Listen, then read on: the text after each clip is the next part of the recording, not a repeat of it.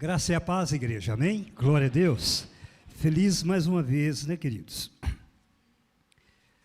Olha, eu vou contando nesses tempos que a gente serve o Senhor, e eu tenho o hábito de dizer que todas as vezes, um domingo, um fechamento como esse, a casa do Senhor, e principalmente esse momento agora tão solene, tão sublime, não tem como não gostar de tudo isso, né, queridos? É maravilhoso, é maravilhoso. Eu só lamento porque, quando eu fui conhecer isso, eu já tinha meus 20 anos. E quando eu vejo esse grupo de crianças aqui na frente, com esse privilégio de ter começado na sua infância, servindo ao Senhor, assistindo tudo isso de perto, isso é maravilhoso. Mas o Senhor é bom, né?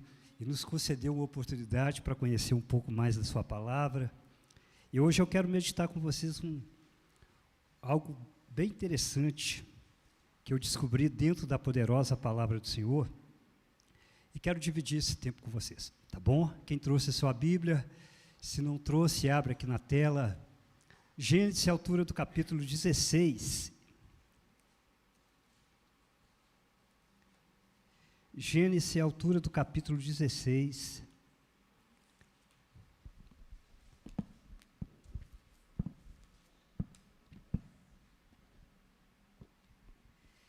E o versículo 13 a seguir.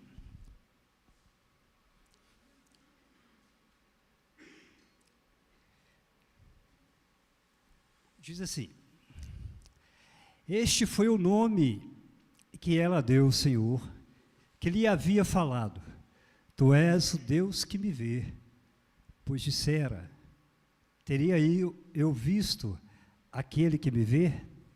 Glória a Deus.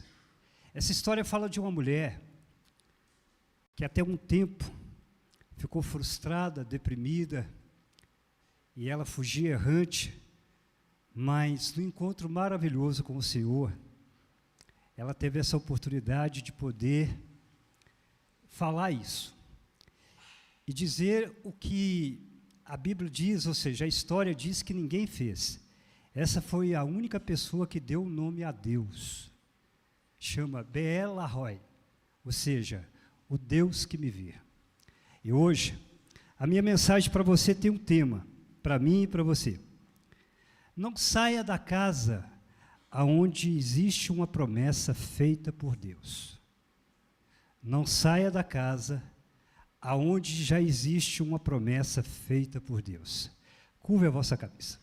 Pai, eu te louvo nessa noite, pelo privilégio, Deus, de poder estar na tua casa mais uma vez, diante do teu povo, dessa igreja maravilhosa, poder fazer aquilo que é mais sublime, mais sagrado, mais santo e prazeroso, principalmente para mim, ó Deus. É a meditação na tua palavra. Pela tua palavra eu não oro pedindo unção, ó Deus, porque ela já tem a tua graça, mas eu oro por mim e por todos esses corações, para que o Espírito de Deus possa colocar de forma aprazível dentro do coração de cada um, ó Deus, segundo a tua vontade. Nos faça entender nessa noite aquilo que talvez eu não consiga falar com as minhas palavras, ó Deus, mas que o teu Espírito esteja diante de tudo, porque a ti pertence toda a honra, toda a glória e todo o louvor. E para mim ficar aqui descontraído aqui nesse altar, só para me sentir um pouco mais tranquilo, se você está feliz com Jesus, aplauda Jesus nessa noite. Glória a Deus. Isso é muito bom. Isso é muito bom, viu, querido? Isso é maravilhoso.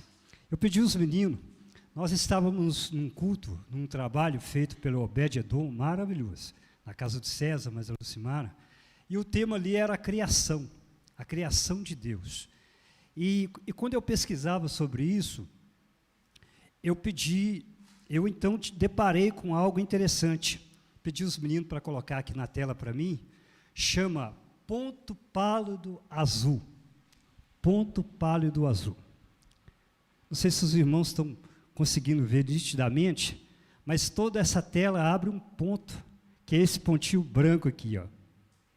Interessante disso é o seguinte: no ano de 1990, a NASA, ela faz uma expedição ao espaço, e ela envia uma sonda chamada Voyage.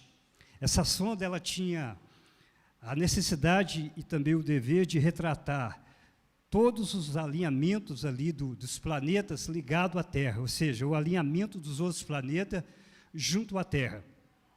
O objetivo era conseguir o máximo de informação possível para que futuramente outra expedição pudesse ir e fazer pesquisa, tentando achar alguma coisa interessante, para que amanhã ou depois viagens a Marte, coisas mais ou menos assim. A expedição foi um êxito tremendo. E no final da expedição, um astrólogo, e parece que chama Carl Sagan, dizem a história que ele, então, voltando a sua câmara para a Terra, numa distância de 600 mil quilômetros, ele tira a foto da Terra. Ele tira a foto da Terra. E, por incrível que pareça, aqui é a nossa Terra. Viu, queridos? Esse pedacinho de ponto é a nossa Terra no espaço sideral, vista apenas numa fotografia que virou um ícone, né? Que hoje representa o que nós chamamos o planeta Terra, vista do espaço de cima para baixo. Quando eu li isso, eu fiquei pensando em duas coisas interessantes. A primeira é a grandeza e a suficiência de Deus. O tema nesse dia era a criação. E foi muito bom ouvir e discutir com os irmãos ali acerca dessa grandiosidade que Deus fez. E muitas das vezes, o nosso espírito de correria, né, de agitação, do levantar cedo e correr para pegar o ônibus, ou então chegar no trabalho, não nos permite, às vezes, focalizar e tirar tempo para observar o quanto somos rodeados por muitas coisas belas e bonitas que Deus fez ao nosso favor.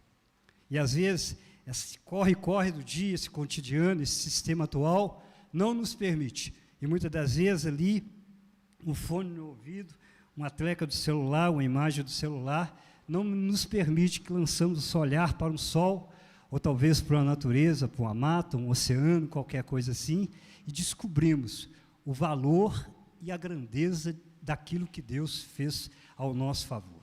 Perdemos com isso, viu, queridos?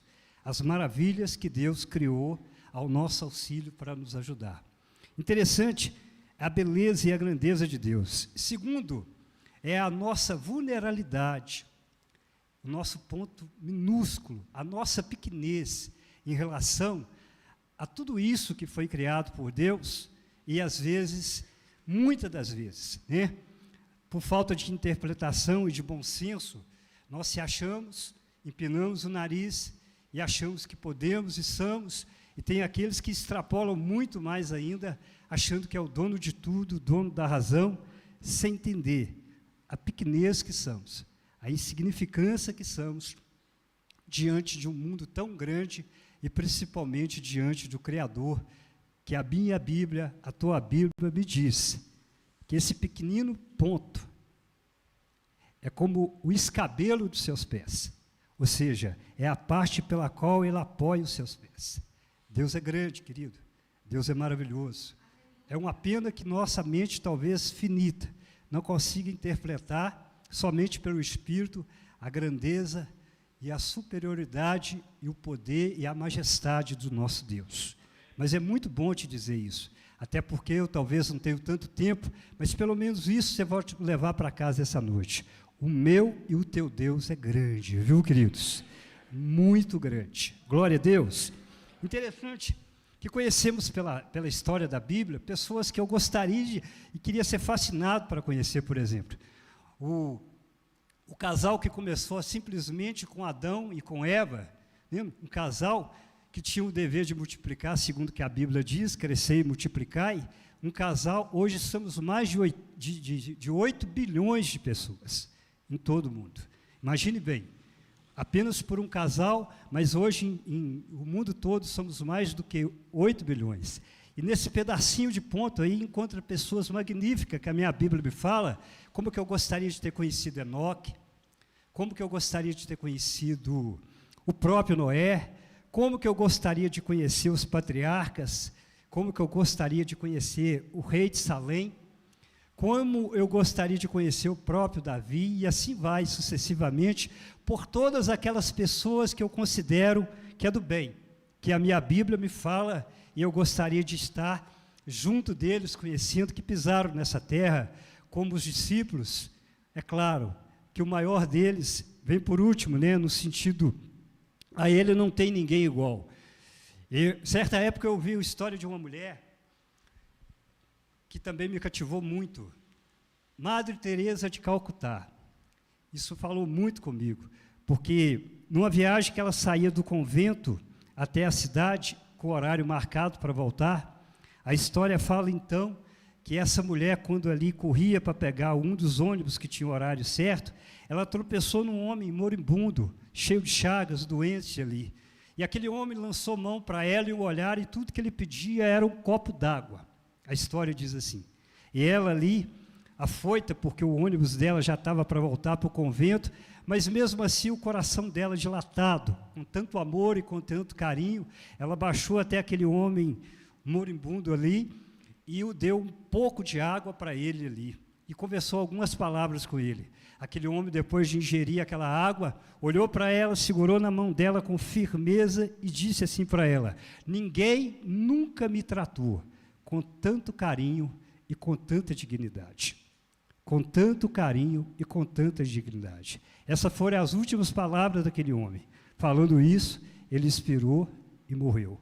Foi a partir daí, pastora, que Madre Teresa de Calcutá, ela exerce então o seu ministério de poder estar mais assídua e cuidar daqueles que, na verdade, têm uma grande necessidade.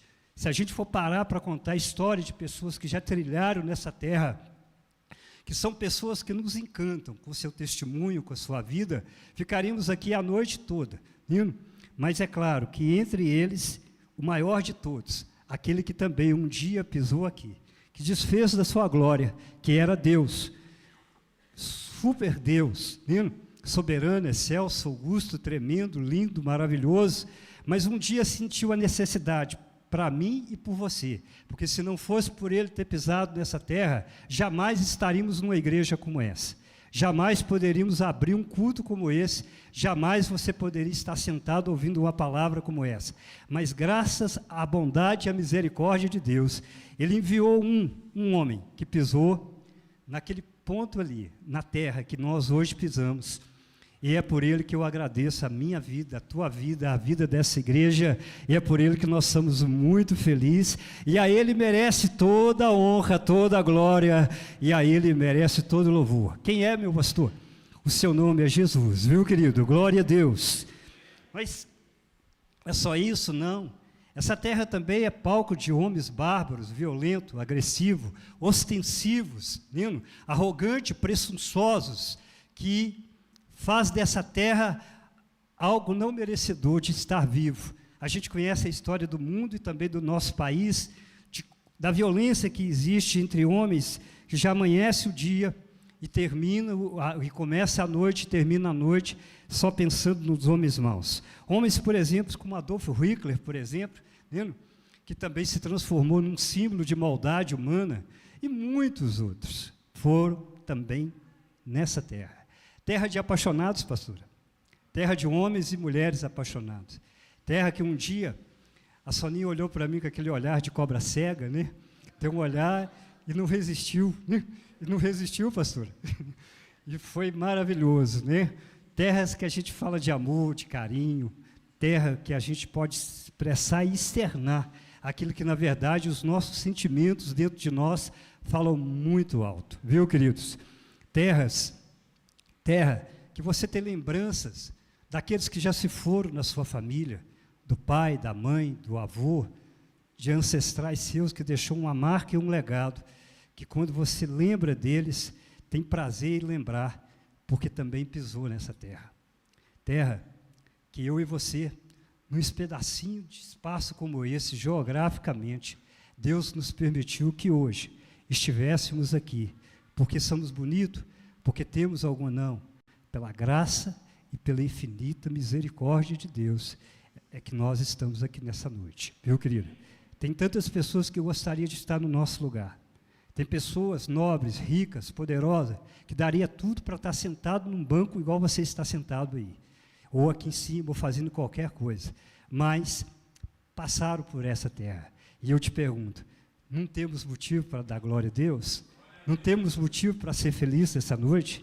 Não temos motivo para poder levantar a mão para o céu e dizer, muito obrigado, Senhor, por mais um dia aqui na face da terra. Não perde tempo, não. Faz isso agora em nome de Jesus. Aleluia. Aleluias. Aleluia. Aleluia. Vamos lá, capítulo 15 do livro de Gênesis. Agora eu vou começar a falar do assunto, tá? Capítulo 15 do livro de Gênesis. Vai dizer uma promessa, capítulo 15, versículo 2, vai dizer, capítulo 12 e o versículo 2, vai falar de uma promessa que Deus fez a um homem chamado Abraão, simplesmente por um conceito de obediência. Abraão, sai da tua terra e da tua parentela para uma terra que eu te mostrarei. Era assim. E Abraão agora puxa sua esposa, e lá no capítulo 12, versículo 12, ele faz uma promessa, que dele faria uma grande nação, faria uma semente que seria uma grande nação. No capítulo 13, versículo 5, ele repete essa promessa falando da extensão dessa promessa. E isso veio no coração de Abraão como uma promessa de Deus. Interessante, meus queridos, que a Bíblia vai dizer que isso seguiu por quase 10 anos. Mas lá no capítulo 15, a segunda chamada, porque Abraão teve 3 chamadas. A segunda chamada, Deus apresenta para ele, coloca aí, gente, capítulo 15 do livro de Gênesis. Depois dessas coisas falou o Senhor a Abraão, dizendo, não temas, Abraão, eu sou o teu escudo e serei a sua grande recompensa. Mas Abraão perguntou, ó soberano, que me dera se contínuo sem filho e herdeiro e não possuo. Eliezer Vamos voltar? Li muito rápido. Quem me dera, se contínuo e sem filhos, e o herdeiro que posso é Eliezer, o Damasceno, que mora em Damasco. Então, Abraão aproveitou daquele momento de particularidade com Deus e fez um questionamento que eu também e você faria. Senhor, há muito tempo atrás, há 10 anos atrás, o Senhor me prometeu filhos, uma nação. Mas que filhos é esse, essa nação que até agora não chegou? Já se passaram 10 anos e eu ainda não tenho filhos. Olha, eu vou te dar uma ajudinha, viu? Eu vou te dar uma ajudinha. Tem aí o meu servo Eliezer, o Damasceno, usa ele, é o meu mordomo fiel, usa ele. Mas a Bíblia vai dizer, queridos, que Deus disse ali radicalmente a Abraão, não. Essa geração e essa nação que eu estou falando com você, não é o teu mordomo Eliezer, por melhor que ele seja, ele vai sair das tuas entranhas, ou seja, é de você que ele vai sair. E a Bíblia, então, me diz, então, nesse capítulo 15, que Deus, então, faz um convite maravilhoso com Abraão, algo espetacular, pastor Roberto, que só Deus consegue fazer isso com a gente. Diz a Bíblia que Abraão estava na tenda e ele disse, sai para fora, Abraão, e eu te mostrarei. Quando Abraão saiu para fora, ele mostrou o céu aberto, estrelado, e diz assim, olha para o céu e conta as estrelas, se é que você pode contar. Abraão, então, ali ficou entarrecido com aquilo ali.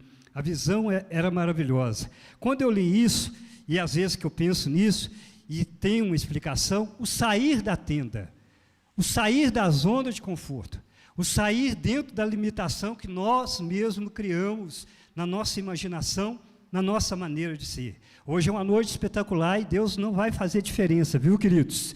Deus nos trouxe aqui com um objetivo, e um dos primeiros dele é colocar dentro do meu coração, do teu coração, a possibilidade de que muitas coisas não acontecem na nossa vida, porque às vezes nós estamos e fixamos, ou seja, gostamos de estar na zona de conforto, nas nossas limitações, tipo aquela, não vai dar certo, não passo disso, não vai melhorar, as coisas é assim, nasci para ser assim, vou morrer assim, nunca vi histórias diferentes. Tem pessoas que pensam assim, viu?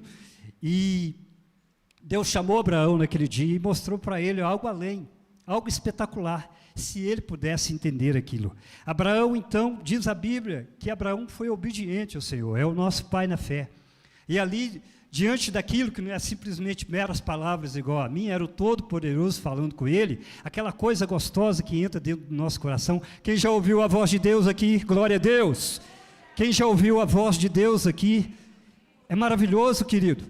A voz de Deus é maravilhoso, viu? Quando Deus fala diretamente no nosso coração, isso é maravilhoso, não tem algo inexplicável. Com os anos que eu já tenho de idade, quase 6,5, e as coisas que eu já vivi nesse mundo, eu ainda não encontrei algo maravilhoso do que ouvir a voz direta de Deus no nosso coração. Não estou falando do cabelo do corpo arrepiar, as lágrimas começar a descer, não. Isso é externamente mostrado, mas eu estou falando daquilo que entra dentro do nosso coração, da esperança que entra dentro do nosso coração, da paz que entra dentro do nosso coração e da certeza que entra dentro do nosso coração, coisa que ninguém consegue colocar, faculdade não consegue colocar, pastor não consegue colocar, academias não conseguem colocar, mas quando é a voz de Deus, você sente sim, alguma coisa vai mudar, porque Deus falou comigo, glória a Deus, Deus falou comigo. E Abraão fez tudo então o que ele podia fazer. Os animais que Deus fez. Deus também revelou coisas tremendas ali, que eu tivesse tempo para explicar, acerca do tempo que aquela nação viveria lá no Egito, noites escuras e tenebrosas ali, um momento de escuridão na vida de Abraão. Mas resumindo, Abraão, a Bíblia diz, creu no Senhor. Isso é maravilhoso. Por quê? Porque sem fé é impossível agradar a Deus. Sem fé é impossível agradar a Deus, porque a minha Bíblia, a tua Bíblia vai dizer que Ele é galardoador daquele que o busca e crê. Então, se não tiver fé, o veículo da fé, assim como um carro é movido pela gasolina, né? Agora já tem outras versões, mas é preciso ter fé, é preciso acreditar nisso. E uma das coisas que o Espírito de Deus nos faz, através da palavra, é colocar fé no nosso coração. Igreja nunca foi lugar de brincar, a gente sabe disso. Vocês nunca viriam aqui para ouvir uma pessoa comum, ou talvez um grupo de pessoas elite, bem arrumada, nada disso. Por que você veio e por que o Espírito de Deus te trouxe aqui? Para ouvir aquilo que vai edificar e aumentar a nossa fé, a poderosa palavra de Deus. A poderosa palavra de Deus. Diz a Bíblia então, glória a Deus, que ali estava então Abraão crendo naquilo tudo. Mas pastor Evandro, paralelo a Abraão, tinha Sarai. Sarai não vivia aquela intensidade que Abraão vivia, porque a minha Bíblia me mostra que particularmente parece que Deus só falava com ele, não falava praticamente direto com Sara, a não ser naquelas visões do anjo, né, que mostrou para ela ali na tenda, mas algo muito rápido. As expressões mesmo vinham com Abraão aquele dia. Mas a dor de Sara era muito maior. A dor de Sara era muito maior. Por quê? Sara saiu a caminho de um homem que teve uma visão de Deus, que Deus disse para ele que iria fazer dele uma grande nação em terra estranha. E ela largou toda a sua parentela e o seguiu. Já era 10 anos e nada daquilo tinha acontecido. Nada daquilo tinha acontecido ainda. E aquela mulher carregava uma culpa que Abraão, dentro da cultura judaica, não carregava, porque a mulher que não gerasse filho era amaldiçoada, era considerado símbolo de maldição, aquela que não gerava filhos. E toda aquela trajetória e sem aquilo, imagina a frustração daquela mulher. E a culpa que aquela mulher poderia estar dentro de si dizendo, né? É provável sim que ele venha ter uma geração, uma nação, mas quem sabe que não é comigo? Quem sabe que sou eu que sou a culpada disso tudo e até agora não aconteceu? É quando a gente se deixa levar para aquelas nossas ideias. Isso eu chamo a presunção de Abraão, de Sara. A presunção de Sara. As nossas ideias que vão muito na frente de tudo. E ela mesma indagava e dizia na Bíblia, vocês podem ler lá depois, capítulo 16, ela dizia assim, Deus me proibiu de ter filhos. Deus me proibiu de ter filho. Parece que já estava o quadro formado dentro dela. Não, Deus não disse isso. Só que o tempo de Deus é diferente do nosso. O tempo de Deus é o Kairos. O nosso é o Cronos. Tem coisa que Deus vai fazer, pastor, só no tempo dele. Só na hora dele. E não na nossa. Podemos ter a pressa de tudo, podemos ter ansiedade de tudo, mas as coisas acontecem e a gente quer que aconteça, só dentro da vontade de Deus, tem que esperar o tempo dele. É preciso esperar o tempo dele. Tempo para tudo. Diz a Bíblia, então, que quando ela foi tomada disso, quando ela foi tomada desse espírito, né? E é claro que é muito mais do que minhas palavras, só quem é casado que sabe como que era aquela situação ali dentro daquele lar, sem filhos, né? Sofrendo essa dor interna dentro dela. Ela também veio com um dedinho de solução. Já sei, é minha serva Agar, o Hagar, eu gosto de falar Hagar, é minha serva Hagar, que eu vou apresentar então a Abraão para que tudo isso se cumpra. Por quê? Porque a Bíblia diz em Provérbio, Patrícia, capítulo 13, versículo 12, a esperança demorada, ela enfraquece o coração. A esperança demorada, ela enfraquece o coração. Quando a coisa não acontece, e à medida que o tempo vão passando, nosso coração, a nossa fé vai esfriando. E nós vamos ter o questionamento, e ela agora, bombardeada por si própria, dentro daquela questão, ela foi delimitando a sua fé, que talvez não foi como Abraão, que tivesse visões diretas de Deus, ela ficava em segundo plano, talvez aquilo que Abraão simplesmente passava para ela. Ela agora foi se sentindo, né, balançada diante disso, e a Bíblia nos fala então que ela apresenta Hagar, o Agar, para Abraão ali. Era uma egípcia, uma escrava, que andava com ele, já há uns 10 anos andava com ele. A história diz que foi presenteada pelo rei Egito, quando Abraão passou por aqueles lugares. Ela sempre conviveu com Abraão, com aquele tempo, com eles ali o tempo todo. Mas agora, justamente agora, pastor Benedito, Hagar estava ali. Hagar estava ali. Justamente naquele momento de crise, Hagar estava ali. Interessante, meu querido, quando eu li isso, eu também sei de algo que Billy Graham disse. Ele disse assim: quando alguém tem tendência a sair fora dos caminhos do Senhor, o diabo vai estar sempre pronto com uma embarcação para que ele possa fazer essa viagem. Vou repetir. Quando alguém tem uma tendência a sair fora dos caminhos do Senhor, o diabo vai estar sempre pronto com uma embarcação para que ele possa fazer essa viagem. O diabo tinha tudo pronto ali. Lindo. Hagar, que conviveu aquele tempo todo, o Agar, o tempo todo com eles, agora é apresentado. Ele é a solução. A Bíblia diz então que Abraão ouviu a voz de Sara. Ouviu a voz de Sara. Pode ler na Bíblia, capítulo 16 vai falar sobre isso. Ele ouviu a voz de Sara, que não podia. Aqui tem uma quebra do valor e do legado masculino, o homem.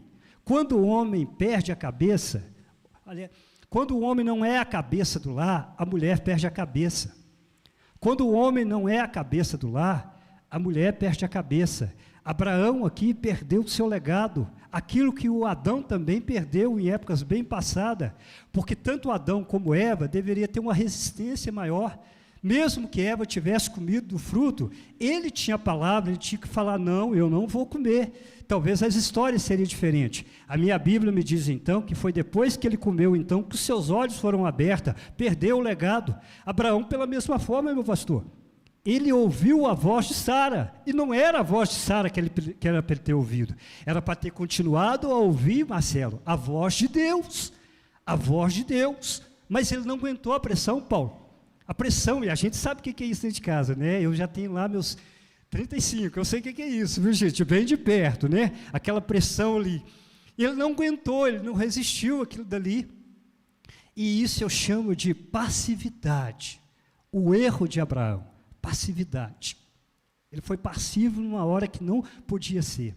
E ele, então, balançou e fraquejou. Então, ele aceitou aquilo ali. Hagar entrou na história. Um nome que não tinha nome, um nome que não tinha futuro, um nome que não tinha história, um nome que não tinha voz, um nome que não tinha direito, porque era uma escrava até então, mas agora, diante daquele plano meio duvidoso, pela falta de uma incerteza dos dois, coloca uma terceira pessoa dentro daquele plano ali. Hagar agora é a solução, e ela entra. Eu a culpo de maneira nenhuma. Ela foi obediente, talvez, aos seus patrões. Interessante, já estou terminando aqui, interessante é o seguinte, queridos, que tudo aquilo ali que era para dar certo, se tornou o inferno do lar. O negócio foi feito para dar certo, mas deu tudo errado. E a confusão foi feita dentro do próprio lar de Abraão. Interessante disso, querido, é quando não é da vontade de Deus, quando as coisas não estão no caminho de Deus, quando não é da vontade de Deus, é o mesmo que a formiga tentar carregar o elefante. Não vai dar certo. Não vai dar certo, querido. Não dá certo. Eu já falei isso aqui outra vez. É o mesmo que você tentar colocar o primeiro botão e acertar o final da camisa. Quem erra o primeiro botão não acredita que vai dar certo no final.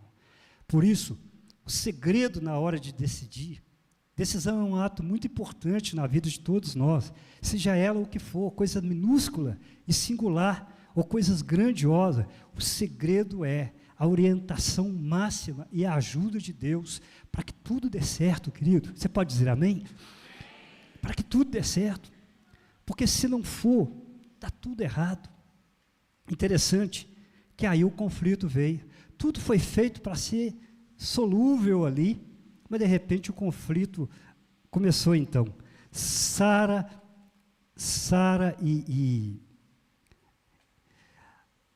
agora e Hagar começa a entrar numa hostilidade tremenda, uma falando com a outra.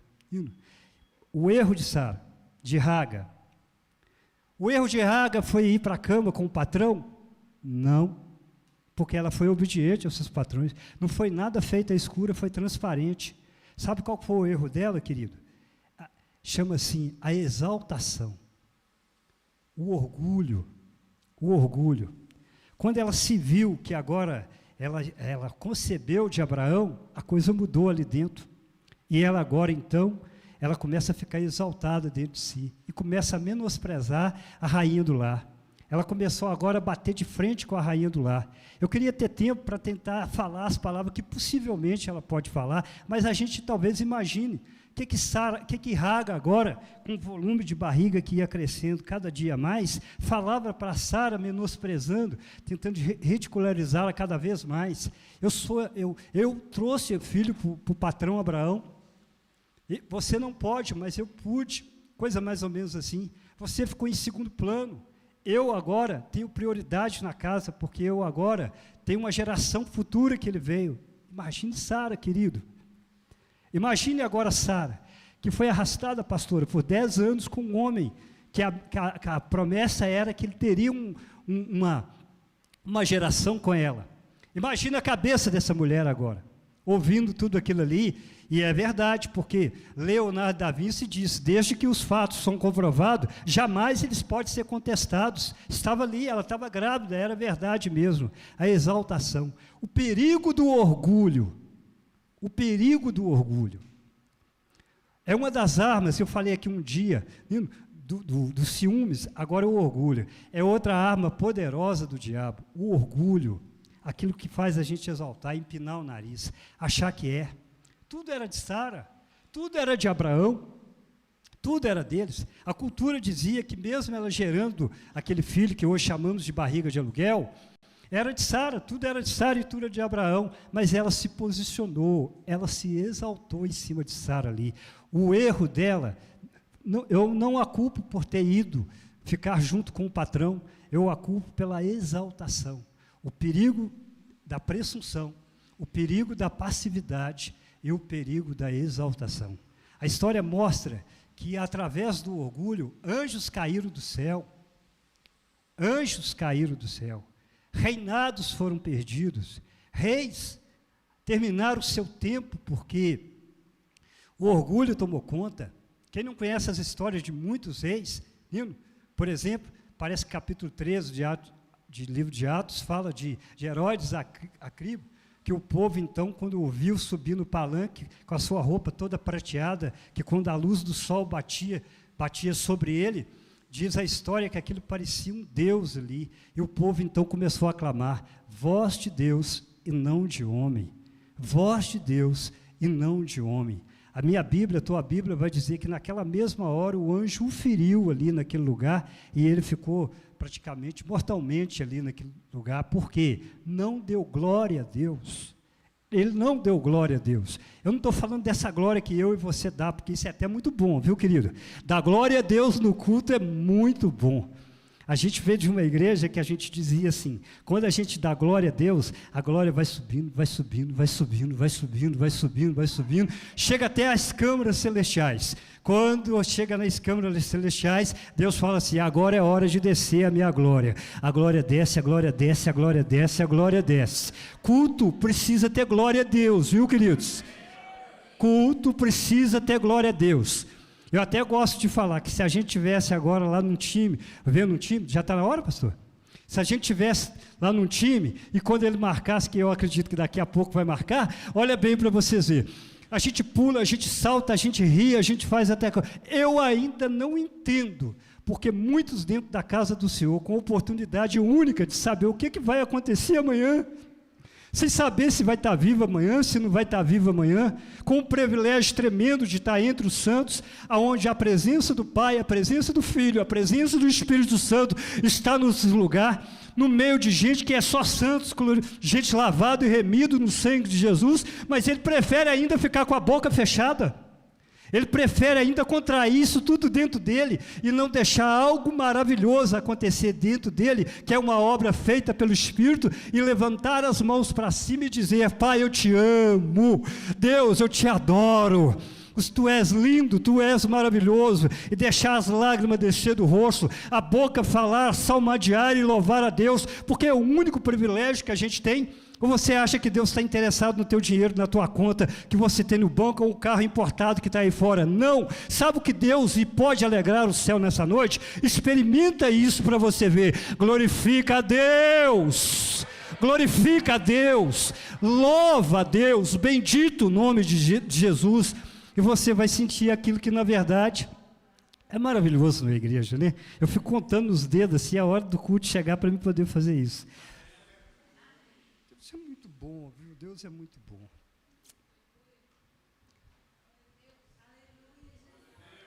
Deus é muito bom. A presença de Deus é maravilhosa, viu, queridos? É maravilhosa. É uma pena, e dói meu coração quando isso vem em dose pequena para a gente. E aí, meus amados irmãos, aconteceu tudo isso. O orgulho, que já destruiu tanta gente, já acabou com o reino, já acabou com anjos, tudo é de Deus, tudo é para Ele, tudo é feito para Ele. Até dentro da igreja, essa palavra é minha, viu, querido? Depois a pastora pode me puxar a orelha. Mas dentro da igreja, às vezes tem a minha voz, o meu tocar, o meu cantar, o meu pregar, eu ser. Não existe isso não, querido. Os meus dons, a minha vida, tudo é para Ele, tudo é dEle. Quantos que são vitimados pelo orgulho de achar que canta muito bem, que prega muito bem, que pastoreia muito bem, que faz muito bem, que é muito bem, e se posiciona, a minha voz, o meu cântico, o meu louvor, isso, tudo é para Ele. Hagar não entendeu, isso tudo ali era de Abraão, tudo ali era de Sara, tudo é para ele, querido. E ela não entendeu isso, o orgulho. A ele merece toda a honra e toda a glória. E aí a Bíblia diz que quando a coisa começou a ficar, já estou terminando, quando a coisa começou a ficar muito complicada dentro de casa, aí Abraão virou para ela e falou assim, a menina está diante de você aí agora, faz o que você quiser fazer com ela está diante de você aí, ó. A Bíblia fala então que Sara começou a afligir a Hagar ali naquele momento. Esse afligir, é claro, eu pesquisei e tentei entender o que é isso. Eu pensei, será um espancamento? Não, mas depois eu entendi. Hagar não era uma escrava comum, era alguém de dote, era alguém que estava gerenciando a casa. E o que talvez Sara pode ter feito é baixar a bola dela e ela ficar como uma escrava comum. E quando o coração é cheio de orgulho, a gente não aceita ser diminuído. A gente não aceita descer. E aí foi nessa hora. Ela se sentiu agora humilhada. Ela se sentiu agora afligida por ter sido rebaixado, por talvez ser tratado igual às outras comuns, coisa mais ou menos assim. E ela não aguentou a prova. Não aguentou a prova da humilhação. A prova é uma das provas de Deus, viu, querido? Quando a gente pede assim, Senhor, me dá amor, não pensa que vai chegar a gente e oferecendo um botão de rosa para a gente, não. Não pensa que vai acontecer isso, não.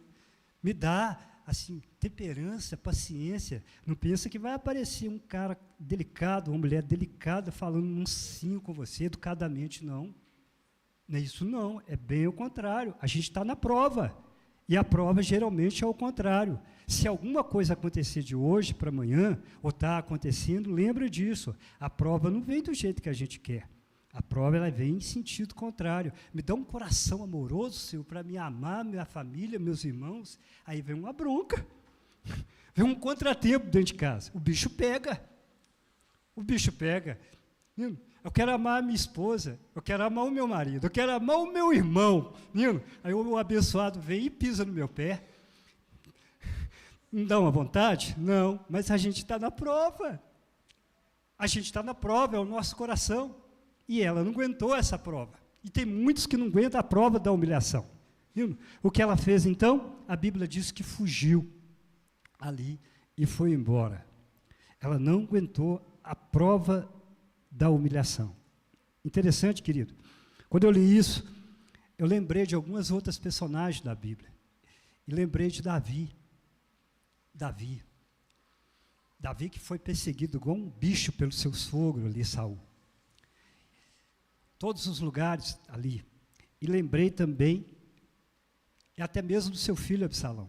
Davi era o rei do palácio, e de repente Absalão dá um golpe militar e toma todo aquele palácio e o faz Davi sair pela porta do fundo, humilhado, ali, pelo seu próprio filho Absalão ali. E ele fez muito mais do que isso, que eu prefiro não falar.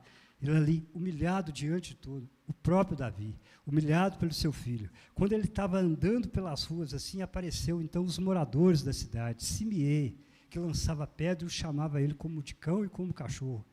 Quando a gente é humilhado, querido. Quando somos humilhados. Quando a gente é humilhado, a gente sabe, dentro do serviço, dentro da escola, dentro de casa, dentro da igreja, quando você sente que alguém está tentando te denegrir, diminuir você, acabar com você. Lembra disso? Pode ser uma prova. Não lembra de José, que passou aquela humilhação tremenda pelos irmãos, jogado no buraco, esquecido pela mulher, ou injuriado pela mulher de Potifar, esquecido, preso, mas com uma promessa. Às vezes a vida oferece isso para a gente, querido. A promessa é nossa e ela vai chegar até no tempo de Deus, mas tem um processo, e esse processo agora pode estar te fazendo você estar num lugar de humilhação. Eu queria ter tempo para falar quando eu morava de favor de igreja. Você lembra, Sônia? Quando a gente morava de favor de igreja, que tinha que limpar uma igreja a troco de moradia, que a gente tinha duas opções, ou ficar até 1h da manhã, depois que o culto terminasse, quando era no outro dia, tinha escola bíblica dominical, ou levantar às 5 da manhã para limpar aquela igreja toda, que dentro de 2 horas estava tudo sujo de novo, pastor. Estava tudo sujo de novo. Eu lembro do tempo que eu saía daqui, eu ia para lá do zoológico a pé, porque eu não tinha um carro. Eu não tinha um carro. E é claro que isso é muito humilhante, às vezes, no sentido geral da vida dentro de nós. E hoje eu tenho quarto sobrando, querido. Hoje eu tenho casa sobrando. Hoje, se você chegar lá, tem uma casa de 4 cômodos até então sobrando, porque minha filha preferiu até então ir para outro lugar. E um carrinho lá na porta. E isso eu agradeço a Deus. Mas eu fui preciso primeiro passar pelo caminho da humilhação. Porque se eu tivesse chutado o balde talvez antes, talvez é bem possível que uma hora dessa eu não estaria aqui falando. Deixa eu te dizer esse recado de Deus. Segura a onda mais um pouquinho. Aguenta mais um pouquinho, sofre mais um pouquinho, igual a Bíblia diz, sofre como um soldado de Cristo, porque o soldado, ele não entra já com roupa de farda e pronto, não. O pastor levanta na hora que estiver acabando. Mas ele precisa passar por tantas coisas primeiro, principalmente o lugar da humilhação. Um dia eu vi um filme chamado Até o Último Homem. Esse filme fala de um rapaz ingressado no exército que não podia usar arma. Foi criticado e humilhado, mas no final do filme ele foi exaltado porque ele salvou a todos. Essa palavra é de Deus para mim e para você. Segura a onda mais um pouquinho. Esse lugar da humilhação vai passar em nome de Jesus, viu, querido? Esse lugar da humilhação vai passar em nome de Jesus. Eu quero nessa noite te dizer, olha, pode ficar grávida sim, pode ter filho, pode ter uma casa que não é casa de aluguel não, é a tua própria casa, pode ter um carro, pode parar de andar de ônibus, qualquer coisa assim, pode ter um emprego melhor. Eu não sou muito de falar essas coisas, mas o Espírito está me dizendo, talvez hoje é o período da humilhação, mas o período da vitória ainda vai chegar em nome de Jesus. Você pode aplaudir a Jesus por isso, querido? Aleluias! Tá bom? Então foi nessa hora, só tem 5 minutos, então foi nessa hora então que ela fugiu, e quando ela fugiu, depressiva, com medo, envergonhada, sem saber o que tinha pela frente, errante, a Bíblia diz que ela foi errante ali, pelo deserto de Sul, sozinha, sem ter nada, ela tem algo maravilhoso, ela encontra com o anjo, ou vice-versa, o anjo encontra com ela. O anjo encontra com ela. E para isso tem um versículo aqui, Isaías capítulo 65, verso 1. Já estou terminando mesmo. Olha bem. Fiz-me acessível aos que não perguntavam por mim e achado por aqueles que não me procuravam. A uma nação que não clamava pelo meu nome, eu disse, eis-me aqui. Tem mais um? O 2. E o tempo todo estendi as minhas mãos a um povo obstinado, que anda por caminhos que não é bom, segundo as suas inclinações. Sabe o que isso quer dizer? Que houve um tempo que o anjo a encontrou ali, porque não foi ela que foi atrás de anjo, não. Foi o anjo que encontrou, assim como encontrou comigo há 44 anos atrás e também com você. Foi o anjo que encontrou, que possivelmente pode ter encontrado com você ou com a sua família. Estendeu as suas mãos porque nós andávamos no caminho errado e agora ele colocou no caminho mão. A conversa do anjo agora e essa mulher. Da onde vens? Da onde vens? Eu só tenho 5 minutos para te dizer isso. Eu queria que você tivesse um momento de reflexão. Da onde você vem, meu irmão? Da onde você vem? O que era a tua vida no passado? O que era a vida dos teus familiares no passado? Qual é a tua história no passado, querido? Porque se eu contar a minha, você vai ficar envergonhado. O que eu era no passado? O que eu era há 40 anos atrás? Da onde que você vem? Qual que é a sua história? Quem era você antes de conhecer a Deus? Qual é o que você tinha? Ele pergunta, da onde você vem? E ela, em forma de desabafo, porque o coração estava cheio de revolta ainda, ele diz assim, eu venho da casa da minha senhora, fugida ali da dona Sara. Revolta pura, coração dolorido, afligido, porque isso é a única coisa que a gente sabe fazer, retribuir o mal com mal às vezes. Não é isso? É normal nós fazer essas coisas. Mas aí ele perguntou, pastora, e para onde você vai? E para onde você vai, querido? Para onde que você veio? O que você tinha antes? Quem era você antes? Quem era a sua família antes de conhecer a Deus? Como que era a sua vida antes? Tudo bem, você pode abrir o jogo e falar muita coisa, a gente já está pronto para ouvir. Mas para onde que você vai? Aí ela não respondeu. Lucas. Ela não respondeu. Porque ela não tinha futuro ainda. Ela não tinha futuro. Ela não respondeu, pode olhar lá, ela não responde quando o anjo pergunta para onde você vai. Ela não tem resposta. Já estou fechando. A gente só consegue ter certeza de um futuro brilhante, e sucessivo, com êxito, se a gente estiver trilhando no único caminho. Ele chama Jesus, querido. Ele chama Jesus. Acho que você não entendeu. A gente só consegue ter êxito e ser sucessivo, e todos nós, se a gente trilhar apenas um caminho. Ele chama Jesus. Sem ele não tem futuro, querido. Sem ele não tem futuro. Eu não vou mentir para você, não. Não vai dar certo. Não vai dar certo. O único caminho é Jesus. A certeza do nosso futuro é brilhante, é Jesus. A certeza da nossa família próspera, bonita e feliz é Jesus. Aleluias! Glória a Deus! Aleluias! Aleluias! Glória a Deus! E a Bíblia diz então que ele falou assim, a Bíblia então fala assim, volta então a sua senhora. Esse é o momento do perdão. Porque o que estava interessado ali, querido, Era mudança de coração. Era mudança de coração. Hagar precisa ser mudado de coração. Deixa eu te dizer mais essa palavra, e também não é coisa de pregador, não. Se não houver perdão das coisas passadas, o caminho próspero não vai acontecer. Não vai acontecer. É preciso perdoar. É preciso voltar. É preciso humilhar ali. Porque a promessa está ligada a isso aí. E ela então sentiu o efeito daquela promessa ali, e é rápido. E ela voltou para a casa da sua senhora e foi bem sucedida. Só que antes dela voltar, ela fez uma coisa que ninguém fez. Deus tinha prometido para ela então um filho chamado Ismael, aquele que ouve. Mas ela fez uma coisa inédita, até agora, ela deu o nome ao Deus. Be-El-Roi, ou seja, o Deus que me vê. O Deus que me vê. Olha, sabe aquele pedacinho de ponto ali? Tem jeito de voltar, gente? Tem jeito de voltar? Se não tiver, eu termino aqui. Sabe esse pedacinho de ponto aqui? Você está ligado nele agora. Eu estou ligado nele agora. E acima de nós tem uns olhos que a Bíblia diz que procura os fiéis da terra para que se me sirvam. Eu tenho que te dizer isso. Os olhos de Deus estão diretamente sobre você e eu aqui agora. Diretamente, na tua casa, na tua família, no teu emprego, sobre a tua vida e muito mais ainda. Ele está olhando o teu coração agora, ele está te vendo agora, ele está te vendo. Então foi isso que aconteceu com ela. E ela teve essa inspiração de dar nome ao Deus, aquele que me viu, aquele que me viu. E em contrapartida, quem ama sabe o que é isso, né?